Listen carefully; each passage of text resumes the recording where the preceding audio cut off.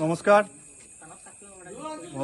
মই settlement road Vivekananda পল্লীৰ এজন সাধাৰণ নিৰীহ হিন্দু নাগৰিক। আজি দেখা পালো মোৰ মন্দিৰত মই কুকুৰ পুহি থকাৰ কাৰণটো হ'ল আজিৰ পৰা 3-4 বছৰমান আগত মন্দিৰত চুৰি হৈছিল।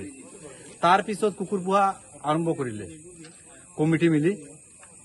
আজি ৰাতিপুৱা ঘুম থাকি উঠাৰ পিছত পালো এটা কুকুৰ এটা মৰি গ'ল। তো মই গোটেই পাৰাৰ প্ৰতি যিমান মানুহ আছে ৰাইজে ভাবিলে এইটো কিবা কোনো বেমাৰৰ কাৰণত মৰিছে। তাৰ পিছত যেতিয়া সন্ধিয়া হ'ল তাৰ পিছত একেলগে 3-4টা মান মৰা পৰিলে। কিছুমান লোকেল মানুহ যি আছে মোৰ ৰাইজে তেঁতুলৰ পানী টেঙা পানী খোৱালে, খোৱাৰ পিছত ভাল এতিয়া ষ্টেবল আছে।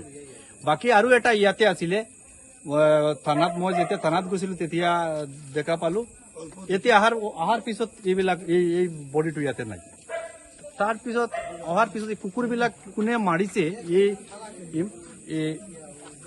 বিয়া বস্তু নেশা বিলাক বস্তু মানুহবিলাক এই ৰুটত চলি থাকে।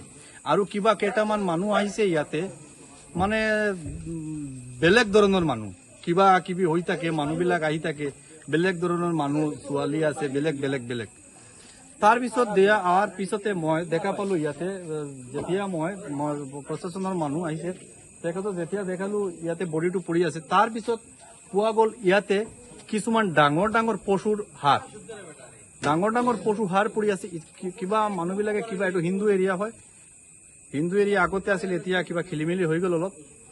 কোনোবা কিবা মন্দিৰৰ জেগাত এই বস্তুখন ৰাখিছে, ইয়াত পেলাই ৰাখিছে। কিন্তু কি হ'ব পাৰে কোনে জানে।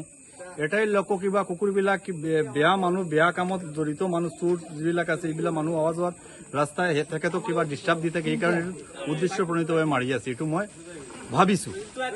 তাৰ এতিয়া প্ৰশাসনৰ দ্বাৰস্থ হৈছে, প্ৰশাসন কিবা কি তদন্ত সাপেক্ষে এইটো চাব।